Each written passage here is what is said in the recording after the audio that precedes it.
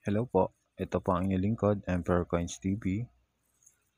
Ako po ay nagpapasalamat sa aking mga subscriber dyan na patuloy na sumusuporta sa ating munting channel. Maraming salamat po sa inyong lahat. At i-update ko po sa inyo ngayon ang aking 20 peso coin, year 2019. At ito ang year 2020.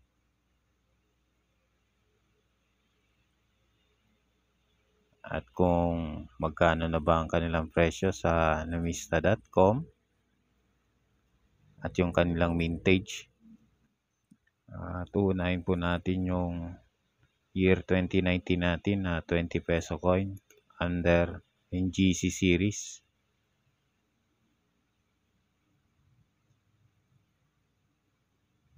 Ito po yung ating coin. Sa ngayon, sa record ng inumista.com, meron po itong 3% at edge 2 po ito.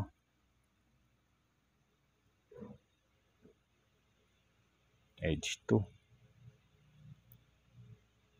At meron po tayong 3 piraso ng 2019 na to. Lower mint mark po ito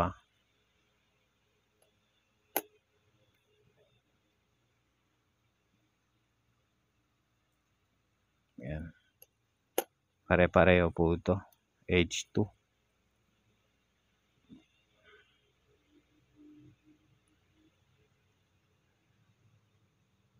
Sa inumista.com hanggang ngayon wala pa po itong presyo.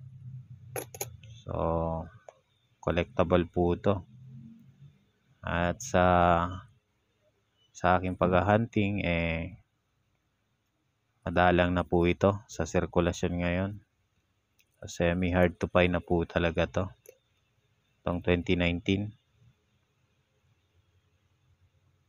Sunod naman po natin yung year 2020, high mint mark. Year 2020 po natin, high mint mark po yan. At yung iba, hindi alam kung anong mint mark. Ito po yun, yung mint mark. Edge 2 din po ito. Meron tayong 4 na piraso. Ganon din po ito, high mint mark, yung pangalawa. Yung pangatlo din po natin, ganon din po, year 2020, high mint mark. At yung pang-apat po natin, high mint mark, year 2020. At lahat din po ito, edge 2 po lahat to. Itong high mint mark na 2020, ayon kay numista.com, meron po itong 8%. At wala rin po itong presyo hanggang sa ngayon. Ang low mint mark naman po nitong year 2020 natin, yung kagaya nito sa 2019, andito po yung mint mark niya, pero yung taon po niya ay 2020.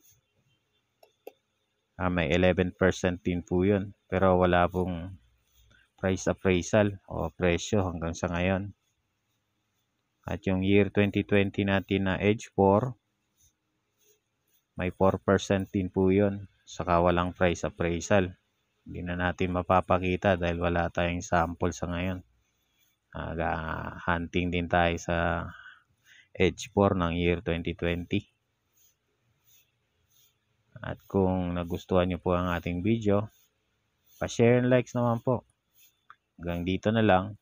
Emperor Coins, signing out.